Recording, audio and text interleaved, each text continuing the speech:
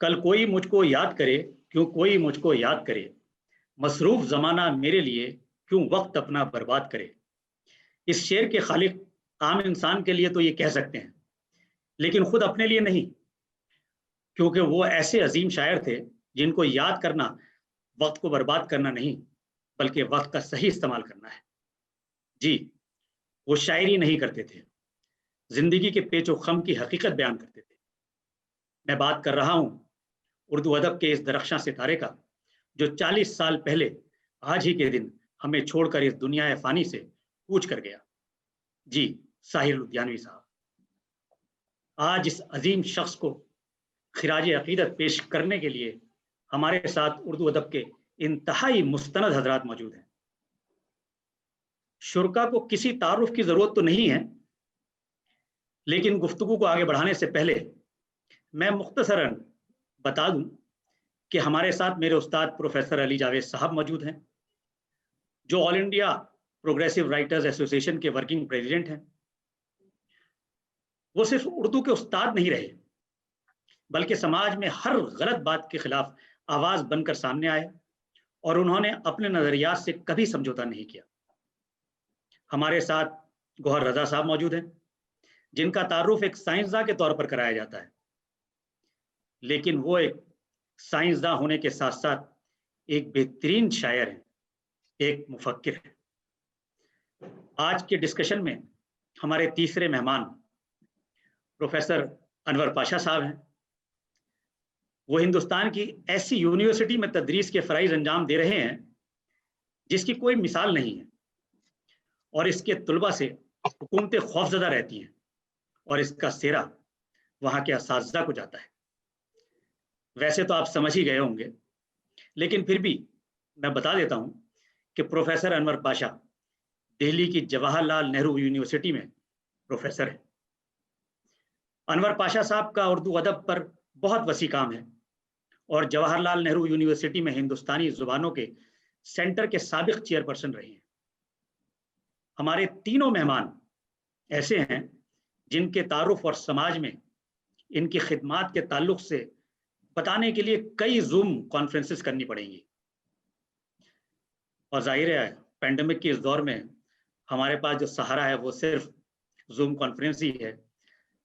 मेहमानान के साथ कौमी आवाज़ के तमाम नाजरीन का कौमी आवाज़ ऑनलाइन डिस्कशन में इस्तकबाल है। वेब अदब के इस डिस्कशन का मौजू है साहिर लुधियानवी, उनकी ज़िंदगी और शायरी। तो चलिए शुरू करते हैं। सबसे पहले मैं अपने उस्ताद मोहतरम जनाब अली जावेद साहब से अपनी मालूमात के लिए और कौमी आवाज़ के नाजरीन के लिए साहिर साहब की इब्तदाई ज़िंदगी और इनके ख़ानदान के बारे में पूछना चाहूँगा। साहिर, उनका तखल्लुस कैसे पड़ा, उनके घरेलू हालात कैसे थे? तो अली जावेद साहब। बहुत शुक्रिया खुर्रम साहब। जैसा कि आम तौर पे हम तसव्वुर करते हैं कि तमाम तरक्की पसंद शायरों की तरह साहिर ने भी जिंदगी के मकसद को, अदब और जिंदगी के ताल्लुक को जो है सरे फहरिस्त रखा और ये कहा कि अदब और जिंदगी का एक मकसद है एक बेहतर मुस्तकबिल की तलाश के लिए एक अदीब, शायर या फनकार जो कुछ भी उसका रद्द अमल होता है, जो कुछ भी उसकी तख्लीक सामने आती है, उसके जरिए उसके नजरियात की अक्कासी होती है। इसलिए अपने दीगर तरक्की पसंदों के साथ साथ साहिर की भी यही एक खुसूसी अहमियत है। और जहाँ तक उनकी जिंदगी का इब्तदाई दौर है, हम देखते हैं कि बड़ी पुरपेच और बहुत ज्यादा हंगामा खेज उनका बचपन रहा। उनके वालिद जो है वो एक खास, जिसे हम कहते हैं कि जमींदाराना मिजाज रखने वाले शख्स थे, और वो इस तरह से थे कि जो है जुल्म ज्यादती जो जमींदारों का वतीरा रही है और हर तरह से उनका इस्तेहसाल, हर तरह से जो है उनको इंसानियत के दर्जे में दाखिल न करना, وہ جو ان کی عادت رہی ہے، اس طرح کا مزاج رکھنے والے ساحر کے والد فضل محمد جی تھے، اور یہی وجہ ہے. اور دوسرے یہ کہ عیش طرح زندگی کا پورا رویہ جو ہے جس طرح سے رہا ہے کہ عیش کوشی، اور اسی کے تحت انہوں نے کئی شادیاں کی. اور ساحر جو ہے وہ ان کی 12ویں بیگم کے پہلی اولاد نرینہ تھے. اس سے پہلے کوئی جو شادیاں ہوئی ان سے کوئی اولاد نرینہ نہیں تھی، تو یہ پہلی اولاد نرینہ تھے. لیکن اس کے باوجود بھی زیادتی یہ تھی کہ اپنی بیوی سردار بیگم کو جو ہے باقاعدہ طور پہ، اعلانیہ طور پہ اپنی بیوی تسلیم کرنے کے لیے تیار نہیں تھے. یہ عجیب ان کی شخصیت کا ایک پہلو تھا. اور جس طرح سے خواتین کو نظر انداز کرنا، خواتین کو جو ہے مردوں کے برابر کا درجہ نہ دینا، جس طرح سے اس دور کے جاگیرداری نظام کا ایک حصہ تھا، وہی ساری خصوصیات تو نہیں کہوں گا، وہی ساری خرابیاں جو ہیں وہ ساری ساحر کے والد میں تھیں. دوسرے یہ کہ زمیندارانہ ہٹ دھرمی اور زیادتی کی ایک مثال سب سے اچھی یہ بھی دی جا سکتی ہے کہ جان بوجھ کر کے ساحر کے گھر کے سامنے جو شخص دوسرا زمیندار تھا اس کا نام عبدالحی تھا، جس سے ساحر کے والد کے تعلقات جو ہے بہت ہی خراب تھے. اور اسی لیے جان بوجھ کر کے ساحر کے والد نے اپنے بیٹے کا نام عبدالحی رکھا. عبدالحی اس لیے رکھا کہ جب بھی ان کی طبیعت ہوتی تھی کہ اپنے پڑوسی کو گالیاں دیں گے، اپنے پڑوسی کو برا بھلا کہیں گے، تو وہ عبدالحی کہہ کر کے اور مغلظات اور طرح طرح کی بیجا حرکتیں کیا کرتے تھے. اگر سامنے سے کوئی اعتراض ہوتا تھا تو کہتے تھے میں تجھ سے کیا کہہ رہا ہوں، میں تو اپنے بیٹے کو جو ہے مخاطب کر کے جو ہے ساری باتیں کر. تو یہ جو طبیعت کی ایک جسے کہتے ہیں بیمار ذہن بیمار کی تھے. جی جو عکاسی ہے وہ ساحر کے والد کے یہاں دیکھنے کو ملتی ہے. اور پیدائش کے بعد جو ہے ظاہر ہے ان کی والدہ ساحر سے کو بہت قریب رکھتی تھیں، ساحر سے بڑی محبت، اور اس کے تحت ان کے ارمان تھے جو ماؤں کے ارمان ہوا کرتے ہیں. ان ارمانوں میں یہ تھا کہ یا تو میں اپنے بیٹے کو ڈاکٹری پڑھاؤں گی جو بہت بڑا ڈاکٹر بن کر کے سول سرجن بھی بنے گا، یا میں ایسی تعلیم دوں گی کہ میرا بیٹا جو ہے جج بنے اور دنیا میں نام کمائے. لیکن ان کے والد جو ہے ان تمام ارمانوں پر پانی پھیرنا چاہتے تھے اور کسی طرح سے اس بات کے لیے تیار نہیں تھے کہ ساحر کو بہتر اور اچھی تعلیم سے دی. تعلیم دی جا سکے. انہوں نے اس بات کی سخت مخالفت کی. لیکن ان کی والدہ جو ہے ان میں جو قوت ارادی تھی اس کے تحت جو ہے والدہ نے کہا کہ نہیں، میں اپنے بیٹے کو تو پڑھاؤں گی. اور اسی کشمکش میں تعلقات بھی خراب ہوئے، گھر کا ماحول بھی خراب ہوا، اور بالآخر ایسی نوبت آ گئی کہ ساحر کی والدہ کو گھر چھوڑ کر کے جانا پڑا. وہ اپنے بھائیوں کے یہاں چلی گئیں مائکے میں اپنے بیٹے کو لے کر کے.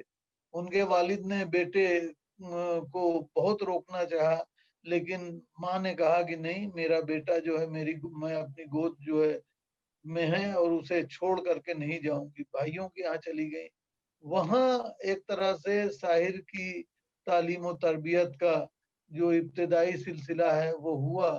اور چونکہ ساحر کے ماموں وہ ادبی دلچسپیاں ان کی تھیں، اور ان ادبی دلچسپیوں کے تحت جو ہے انہوں نے شروعاتی دور میں ساحر کو اقبال کی بال جبریل تقریباً رٹا دیا. اس طرح سے جو ہے انہیں پڑھانے کی کوشش کی. اور پورا اقبال جو ہے ساحر نے اپنے ماموں کے ساتھ رہ کر کے اقبال کو پڑھنے اور سمجھنے کی کوشش کی. پھر اس کے بعد سماج میں جب باہر نکلتے ہیں اور جب میٹرک کا امتحان پاس کرتے ہیں تو میٹرک کا امتحان پاس کرنے کے بعد وہ لدھیانہ گورنمنٹ کالج میں داخلہ لیتے ہیں کہ وہاں سے بی اے کریں گے، اور وہاں جس طرح کے اساتذہ سے ان کا تعلق بنتا ہے اور جس جی طرح کے دوست ملتے ہیں، کالج کی سرگرمیوں میں ظاہر بڑھ چڑھ کر کے حصہ لیتے ہیں، اور یہ وہ زمانہ ہے، ظاہر ہے ہمیں اس پورے پس منظر پر غور کرنے کی ضرورت ہے کہ یہ وہ زمانہ ہے کہ جب ہر طرف ترقی پسندی کا دورہ تھا، ادبی اور علمی حلقوں میں جو ہے اسی کو دانشور اور پڑھا لکھا سمجھا جاتا تھا، جس کی دلچسپی جو ہے اشتراکیت میں، ترقی پسند خیالات میں ہوا کرتی تھی۔ ظاہر ان تمام چیزوں سے بہت متاثر ہوئے اور وہ اثر قبول کرتے ہوئے اپنے کالج میں جو انہوں نے مقبولیت حاصل کی، بچپن سے شاعری ہی کرنے کا انہیں شوق تھا، اور جو مقبولیت حاصل کی اس کے تحت جو ہے وہ اپنے کالج کے یونین کے پہلے سیکریٹری بنے، پھر ان کو جو ہے کالج کی یونین کا صدر الیکٹ کیا گیا، اور اس مقبولیت کے تحت انہوں نے شاعری کا جو سلسلہ شروع کیا، اس میں ظلم و زیادتی جبر کے خلاف، عام لوگوں کی دبے کچلے عوام کی کے حق میں باتیں کہنا، اس کے استحصال کے خلاف آواز اٹھانا، اس طرح کی ابتدائی نظمیں جو ہے شاعر نے کہنی شروع کی۔ چلے اور ان کے پھر کلام پہ تو ہم بات کریں گے جاوید بھائی، جی ساحر کا تخلص ساحر کیسے پڑا؟ ہاں ہاں، یہ بھی ایک دلچسپ بات ہے کہ ساحر جو ہے وہ اقبال کا مطالعہ جو ہے بہت گہرائی سے انہوں نے کیا تھا، اور وہ اس وقت جو ہے اقبال کا شعر میرے ذہن سے نکل گیا ہے، لیکن اس میں ساحر لفظ جو آتا ہے تو اس شعر سے جو ہے اقبال نے ساحر جو ہے لفظ اٹھایا اور اسے اپنا تخلص بنا آئیں دیا۔ گے ساحر بہت، وہ اقبال کے شعر میں ہیں، آئیں گے ساحر بہت۔ ہاں، آئیں گے ساحر بہت، تو اسی شعر کے تحت جو ہے انہوں نے اپنا تخلص ساحر کر لیا، اور اسی نام سے عبدالحی نام تو ایک طرف انہوں نے کر دیا بالکل عبدالحی تقریباً تو ان کے کر پڑوسی کے دیا، لیے تھا بنیادی طور پہ وہ ان کے پڑوسی کے لیے تھا، اور طاہر ہی کے نام سے جو ہے انہوں نے مقبولیت حاصل کی، اور اسی مقبولیت کے تحت جو ہے جیسا کہ میں نے عرض کیا کہ ترقی پسندوں سے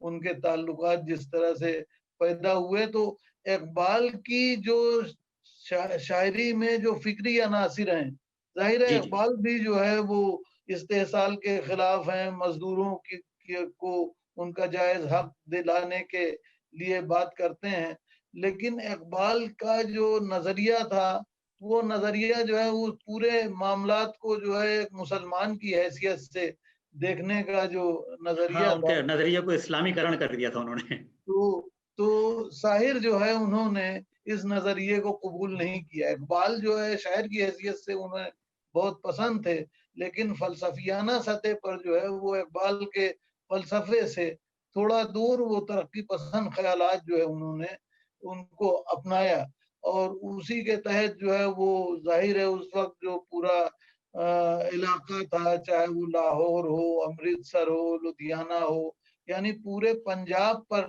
ترقی پسندوں کا علمی اور ادبی میدان میں جس طرح سے ہم کہیں کہ بول بالا تھا، اس سے بہت متاثر ہوئے۔ ظاہر ہے فیض جو ہے چلیے ان کے ادب اور اس پہ دوبارہ ہم آئیں گے۔ اب میں گوہر بھائی کے پاس جانا چاہ رہا تھا۔ گوہر بھائی، شخصی بات کے بعد شخصیت کی ادبی خدمات کے بارے میں بات کرتے ہیں۔ آپ کی نظر میں ساحر کی شاعری کیا یہی ہے کہ دنیا نے تجربات و حوادث کی شکل میں جو کچھ مجھے دیا ہے وہ لوٹا رہا ہوں میں، یا کچھ اور ہے؟ گوہر بھائی آپ میوٹ ہوئے ہیں۔ جی، میرا کہنا یہ ہے کہ ساحر نے بہت ہی ایماندارانہ طور پر یہ شعر لکھا، اور اس کو ظاہر ہے کہ پہلا صفحہ آپ کھولیں تو پڑھنے کو ملتا ہے۔ تو کوئی بھی شاعر ہو، کوئی بھی ادیب ہو، کوئی بھی پینٹر ہو، میوزک ڈائریکٹر ہو، دنیا نے جو کچھ دیا ہے وہی واپس لوٹا رہا ہوتا ہے ایڈ کر کے، اس میں سود جوڑ دیتا ہے صرف اپنا، لیکن یہ کہ وہ دنیا کے بنا کچھ کہہ پائے گا یہ میں ماننے کو تیار نہیں ہوں. بہت سارے لوگ کہتے ہیں اس بات کو کہ شاعر اور ادیب جو ہے وہ دنیا سے الگ ہوتا ہے. میرا ماننا یہ ہے کہ اس کا وقت، اس کے آس پاس کے لوگ، ماں باپ سے لے کر کالج تک اور بڑا سماج بناتا ہے. اور یہ بات بہت ہی ایمانداری کے ساتھ ساحر کہہ رہے ہیں. اور کیونکہ میں انہیں ڈیفینیشن، تعریف یا پریبھاشا کا شاعر مانتا ہوں ساحر کو، تو یہاں انہوں نے اپنی شاعری کی پریبھاشا بھی دی ہے، اپنی شاعری کی تعریف بھی بتائی کہ بھائی جی میری شاعری جو ہے وہ تجربات و حوادث ہیں جو میرے چاروں طرف بکھرے ہوئے ہیں، جی اور انہیں کو واپس لوٹا رہا ہوں میں.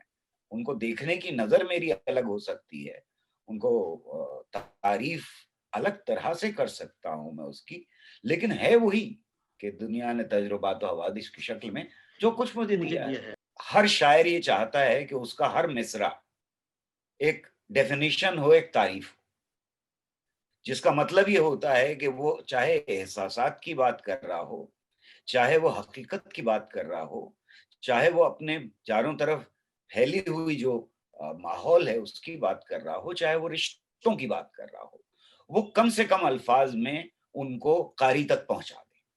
یہ ڈیفینیشن ہوئی کسی چیز کی. لیکن زیادہ تر شاعر اس میں کامیاب نہیں ہوتے ہیں. کہیں کہیں ہوتے ہیں، آپ کو غالب کے یہاں بہت ملتی ہے، ڈیفینیشنز ملتی ہیں چیزوں کی، آپ کو اور شاعروں میں بھی ملتی ہیں، لیکن ساحر کے یہاں ڈیفینیشن ان کی شاید شخصیت کا حصہ ہے. اگر وہ بات کر رہے ہیں جنگ کی تو اس کی الگ الگ جو ڈیفینیشنز ہیں وہ آپ کو سمجھانے کی کوشش کرتے ہیں. جیسے اگر آپ سنگھرش کی بات کریں تو ساحر کہہ رہے ہیں کہ ہم امن چاہتے ہیں مگر ظلم کے خلاف. اگر جنگ لازمی ہے تو پھر جنگ ہی صحیح. یہ امن پہ نہیں رک گئے ساحر، یہ امن کو بھی ڈیفائن کیا، جنگ کو بھی ڈیفائن کیا، اور اسی میں ہی 3 ڈیفینیشن اور ہیں اسی ایک نظم میں. ایک جگہ اس سے اگلی لائن میں کیا کہہ رہے ہیں، اس سے اگلا مصرع کہہ رہے ہیں وہ کہ ظالم کو جو نہ روکے وہ شامل ہے ظلم میں، قاتل کو جو نہ روکے وہ قاتل کے ساتھ ہے. تو جو باؤنڈری پہ بیٹھا ہوا اس کی ڈیفینیشن دے رہے ہیں، جو حدوں پہ بیٹھ کر کے خاموش ہے آدمی اس کی ڈیفینیشن دے رہے ہیں کہ بھئی اگر تم قاتل کے خلاف نہیں کھڑے ہو رہے تو تم قتل میں شمولیت ہے تمہاری. بالکل. تم جو ظالم ہے اس کے ساتھ ہو اگر اسے ٹوک نہیں رہے ہو. یا جنگ کے بارے میں آگے چل کے کہتے ہیں کہ ٹینک آگے بڑھیں کہ پیچھے ہٹیں، کوک دھرتی کی بانجھ ہوتی ہے، فتح کا جشن ہو کہ ہار کا سوگ زندگی میتوں پہ روتی ہے. اس سے خوبصورت اور اس سے بہتر ڈیفینیشن کسی جنگ کی ہو ہی نہیں سکتی. نہیں ہو سکتی، بے شک. اس سے زیادہ بہتر نہیں ہے. آپ جیتنے کا جشن منا نہیں سکتے. ساحر یہ کہہ رہا ہے، یہ ایسا شاعر ہے جو بتا رہا ہے کہ بھئی آپ نے اگر جیتنے کا جشن منایا ہے تو آپ میتوں کا جشن منا رہے ہیں، آپ دھرتی کے کوک بانجھ ہونے کا جشن منا رہے ہیں.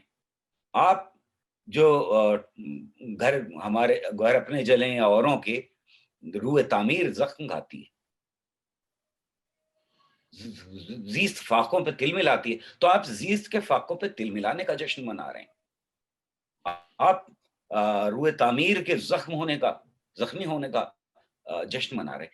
یہ ڈیفینیشن جو ہیں یہ ساحر کے یہاں لگاتار دکھائی دیتی ہیں. میں کچھ اور دو ایک اس تعلق سے پیش کر دوں آپ کے سامنے اور سامعین کے سامنے.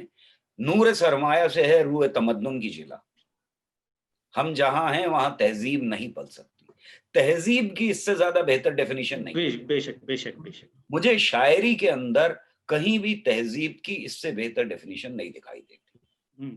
بھوک آداب کے سانچوں میں نہیں ڈھل سکتی، بھوک کی ڈیفینیشن دے رہے ہیں، آداب کی ڈیفینیشن. بہت اچھا بہت اچھا.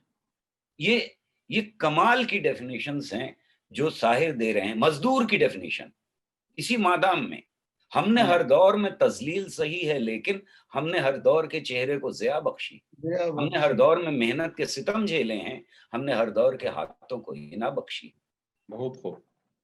ایک اور جو شاید ہمارے ملاؤں کی سمجھ میں نہیں آیا ہوگا، پنڈتوں کی سمجھ میں نہیں آیا ہوگا، 2 جگہ پہ ساحر ڈیفینیشن دیتے ہیں، کمال کی ہیں، یہ تعریفیں کمال کی ہیں.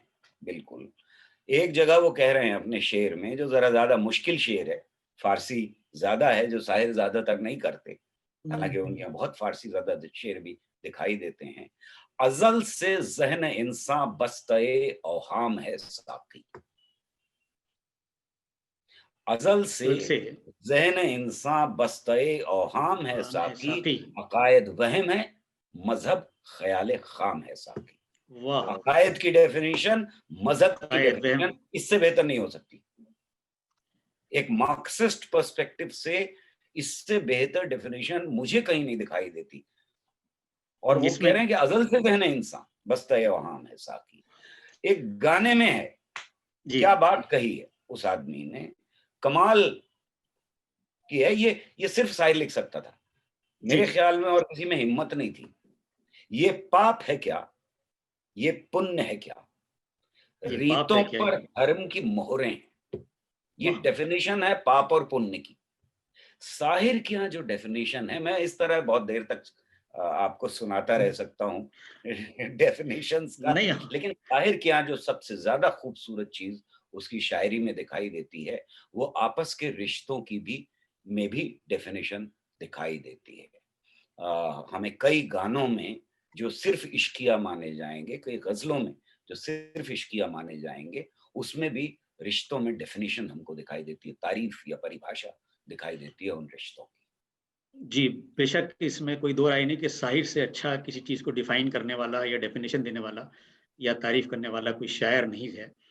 انور پاشا صاحب, اگر ہم شاعر کی شاعری کی بات کریں تو احساس ہوتا ہے کہ دنیا کے تمام مسائل پر گفتگو کرتے وقت انہوں نے زبان کے معیار سے کبھی سمجھوتا نہیں کیا. یہ مجھ ناچیز کی رائے ہے جو اردو ادب سے نابلد ہے. آپ کی شاعر کی زبان کے تعلق سے کیا رائے ہے؟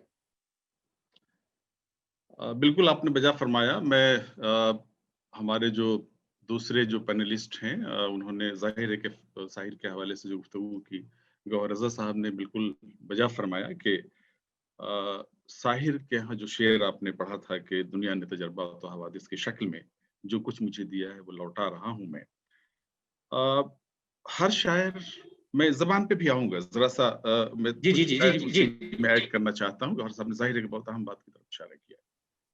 ہر شاعر جو ہوتا ہے وہ اپنے عہد کا ترجمان ہوتا ہے, وہ اپنے عہد میں جی رہا ہوتا ہے, گرچہ اس کے تجربات, اس کے مشاہدات, اس کی یادداشت میں ماضی بھی ہوتی ہے اور مستقبل بھی ہوتا ہے. ظاہر ہے کہ اس کا جو ماضی ہے کسی بھی شاعر کا, کسی بھی زمانے کا, کسی بھی عہد کا, کسی بھی تہذیب کا, ظاہر ہے کہ وہ بھی, اس کا تناظر بھی اس شاعر کے ذہن میں ہوتا ہے. ساتھ ہی ساتھ یہ بھی ہے کہ وہ اپنے عہد میں جی رہا ہوتا ہے, اور جو کچھ اس کا نظریہ ہے, جو اس کا, میں شاعر کا ایک شعر مجھے یاد آ رہا ہے کہ جس میں شاعر نے یہ کہنے کی کوشش کی ہے کہ ہاں, وہ شعر مجھے یاد آ گیا کہ لے دے کے اپنے پاس فقط ایک نظر تو ہے. بہت امپورٹنٹ شعر ہے. جی لے دے کے اپنے پاس فقط ایک نظر ہے. کیوں دیکھے زندگی کو کسی کی نظر سے. ظاہر ہے کہ یہ بہت امپورٹنٹ شعر ہے, اور پورا فلسفہ جو فن کا فلسفہ ہے, آرٹ کا فلسفہ ہے, شاعری کا فلسفہ ہے, ادب کا فلسفہ ہے, وہ سمٹ آیا ہے اس شعر کے اندر. یعنی فنکار وہی کچھ کہتا ہے, وہ یہ نہیں کہ وہ زندگی کی دنیا کی صرف ترجمانی کر رہا ہوتا ہے, بلکہ اس کا جو زاویہ ہے دنیا کو دیکھنے کا, معاشرے کو دیکھنے کا, اس عہد کو دیکھنے کا, وہ جو زاویہ اس کا ہے وہ بہت امپورٹنٹ ہے, اور اس کا اپنا زاویہ ہوتا ہے. ایک ہی عہد میں بہت سے شعراء ہوتے ہیں, بالکل بجا فرمایا. بہت سارے ہمارے اسی دور میں جو ترقی پسند شعراء تھے, ان کی ایک بڑی طویل لسٹ ہے, ایک پوری فہرست ہے, اور سب اپنی جگہ پہ بہت ہی اہم شاعر ہیں. سب نے کچھ اپنی سطح پہ کنٹریبیوٹ کیا ہے. ان سب کا اپنا نظریہ ہے. ایک عہد میں ہوتے ہوئے بھی ایک طرح کی فکر, بالکل وجہ فرمایا تھا علی جاوید صاحب نے کہ ترقی پسند تحریک جو اس عہد میں تھی, وہ ایک ایسی تحریک تھی جس کے پیچھے ایک ایسا نظریہ تھا جس کا ایک عالمی تناظر تھا. وہ مقامی سطح پہ کسی ملک, کسی خطے, کسی تہذیب تک اپنے آپ کو محدود رکھنے والا نظریہ نہیں تھا. وہ پوری جو انسانیت کی جو دنیا ہے, عالمی انسانیت جو پوری ہے, وہ نظریہ اس پوری عالمی انسانیت کا احاطہ کرنے والا نظریہ تھا. اور جو شعراء تھے اس عہد کے, तरक्की पसंदी से वाबस्ता जितने भी शोरा थे, वो शोरा रहे हों या हमारे दूसरे फिक्शन राइटर रहे हों या नाक़िदीन रहे हों या दिगर असनाफ में तब आजमाई करने वाले अदीब रहे हों, उन सब के यहाँ वो अप्रोच मिलेगा कि वो एक हम लोग तालिब इल्मी के ज़माने में जेएनयू में भी गाया करते थे और अब भी लोग गाते हैं कि तू जिंदा है तो जिंदगी की जीत में यकीन कर, अगर कहीं है स्वर्ग तो उतार ला ज़मीन। यानी जिंदगी को, दुनिया को एक जन्नत नशा बनाने का जो एक एक एक जज्बा था उनके अंदर, जो एक वलवला था उनके अंदर, ये जाहिर है कि उससे पहले ये कहीं नहीं आपको देखने में मिलेगा वो जज्बा। ये पहली दफा हो रहा था कि तमाम तर आलम इंसानियत को एक बेहतर जिंदगी, एक बेहतर माशरा, एक बेहतर कदरों से उन्हें आशना किया जाए, दुनिया की रंग आमेजी ऐसी की जाए दुनिया जन्नत में छूट जाए। ये तस्वुर था, ये ख्वाब था उन तमाम अदीबों का। और जाहिर है कि इसके हवाले से आपने ज़बान की बात की, साहिर का कमाल है वाकई। साहिर ने फिल्मों के लिए नगमे भी लिखे, उनकी नज़मों को फिल्मों के लिए जाहिर है कि उसमें उसको शामिल किया गया, उस पे फिल्मों ने लिया उनकी नज़मों को। बहुत सारी उनकी नज़में ऐसी हैं जो किसी खास फिल्म के लिए नहीं लिखी गई थी, लेकिन वो नज़में इतनी अहम हैं कि उनको फिल्म मेकर्स ने, डायरेक्टर्स ने अपनी फिल्मों के लिए इस्तेमाल भी किया। लेकिन कहीं साहिर ने ज़बान से कोई कंप्रोमाइज नहीं किया। एक खास सतह जो है ज़बान की, उस सतह को उन्होंने बरकरार रखने की कोशिश की। और जाहिर है कि इसी वजह से उनकी जो शायरी है, नगमों को भी आप देखिए, उनके किसी भी फिल्म के नगमे को उठा करके देख ले, उसमें आपको एक जिंदगी का एक फलसफा उसमें नजर आएगा, उसमें उनका नजरिया नजर आएगा। वो सिर्फ तफरीह तबाह के लिए नहीं लिख रहे थे, वो जो फिल्मों के नाजरीन हैं उनको महसूस करने के लिए नहीं लिख रहे थे, वो फिल्म के तकाजे के मुताबिक अपने आप को ढाल नहीं सकते थे, बल्कि अपनी फिक्र को, अपने नजरिए को, अपने जाविये नजर को, जिंदगी को देखने का जो जाविया था, उसको अपने नगमों के जरिए फिल्म को इनरिच कर रहे थे। इसलिए आप देखेंगे कि आपने बिल्कुल तमाम फिल्में जो है, अनवर पाशा साहब आपने बिल्कुल सही फरमाया कि साहिर साहब ने कभी भी जुबान से कभी समझौता नहीं किया, उसके म्यार से कभी समझौता नहीं किया। अब मैं दोबारा साहिर की शख्सियत मेरा इस सवाल के ऊपर थोड़ा सा डिफरेंस ऑफ ओपिनियन है जी जी अनवर पाशा साहब से। जी बिल्कुल फरमाइए। क्योंकि हमें मतलब साहिर की शायरी से इश्क हो, साहिर से इश्क हो, उसमें हमको बह नहीं जाना चाहिए। साहिर के ख्यालात से जहां जबान टकराई है, वहां ख्यालात को तरजीह है। जी। मुसव्विर मैं तेरा शाहकार वापस करने आया हूं की आखिरी लाइन है कि मेरे बदले यहाँ पर एक चमकती कार दिखला दे। जी। ये उर्दू शायरी की तहजीब और तमद्दुन और खुद जो उनकी जबान है उसकी हद पार होती है। यहाँ तंज भी है, तंज भी है, तंज भी है, लेकिन कार दिखला दे ये जो है अपने अंदर, ये उर्दू की शायरी के मियार से हमेशा नीचे इसको आंका जाएगा। लेकिन यहाँ ख्याल जितना स्ट्रांग है उसको आप नकार नहीं सकते हैं। इसी तरह से एक जगह कह रहे हैं वो कि तुम में हिम्मत हो, बड़ी खूबसूरत नज़्म है, इसकी सारे के सारे अल्फाज जो हैं वो कमाल के हैं, ऊपर के मिसरे कमाल के हैं, और यहाँ आके ये एकदम मेयार नीचे आ जाता है, लेकिन कॉम्प्रोमाइज नहीं कर रहे हैं कि तुम में हिम्मत हो तो दुनिया से बगावत कर लो, यहाँ तक मेयार है, अगले मिसरे में मेयार से नीचे कि ख्यालात और जज्बात हावी हो गए। लेकिन ख्याल से कॉम्प्रोमाइज नहीं किया है बिल्कुल। और ये नज्म जो है, जो बहुत मारकतुल आरा नज्म है, इसमें भी साहिर जो हैं वो लगभग कई जगह पे वो गाली गलौच पे उतर आते हैं, और मैं समझता हूँ यही साहिर की स्ट्रेंथ है कि वो किसी सूरत से ख्यालात के साथ कॉम्प्रोमाइज नहीं करते। आप नज्म सुने या कोई आप में से जरूर उस नज्म को जानता है, तो हम सभी जानते हैं खून पर खून है टपकेगा तो जम जाएगा। इसमें किस सतह पे है साहिर? जुल्म की जात ही क्या, जुल्म की औकात ही क्या। किसी से पर्सनली आप ये कहिए कि तुम्हारी जात ही क्या, तुम्हारी औकात ही क्या, तो गाली ही मान जाएगी, राइट? या चकले में वो क्या कह रहे हैं, यहाँ पीर भी आ चुके हैं, जवां भी, तनोमंद बेटे भी अब्बा मियाँ भी, इससे ज्यादा बड़ी गाली क्या हो सकती है बताइए आप। बिल्कुल। जो जो इस समाज को दे रहे हैं, जो उन लोगों को दे रहे हैं जो चकलों में जाते हैं, जो ये निजाम है पूरा चकले का कि वो बीवी भी है तुम्हारी, बहन भी है और वो बेटी भी है और वो सब कुछ है तुम्हारी, और तुम वहां जा रहे हो। तो साहिर जो है वो कहीं भी यहाँ मंटो भी नजर आता है, मंटो नजर आता है, इस मंटो से चकले एक में कदम आगे मंटो बढ़ भी जाते नजर हैं, आता है। एक कदम आगे बढ़ जाते हैं इसमें। मैं गौहर भाई से इस बात से इत्तेफाक करूंगा। लेकिन गौहर साहब, मैं जरा सा इसमें थोड़ा ऐड करना चाहूंगा, बिल्कुल इत्तेफाक करते हुए, कि अगर टोटलिटी में देखें आप साहिर को, तो इस तरह की चीजें बहुत कम नजर आएंगी जहां उन्होंने जबान के खास मेयार से नीचे उतर करके गुफ्तगू की है। ख्याल के मेयार से कभी नहीं उतरे, जहां भी की है आपने दोनों सतहों पे, जहां भी की है उन्होंने, जो आपने जिनकी मिसालें दी, वो जिस रौ में वो बातें हो रही है, अब जुल्म की जात और औकात की बात, वो एक खास जज्बे के तहत वो ये कह रहे हैं, और जुल्म के खिलाफ जो गुस्सा है, जो एंगर है उनके ज़हन में, उनके दिल में, उसका एक तरह से इजहार वो कर रहे हैं, और उसका अवामी सतह पे तरसील के लिए उस तरह के लफ्जियात का इस्तेमाल जरूरी भी समझते हैं।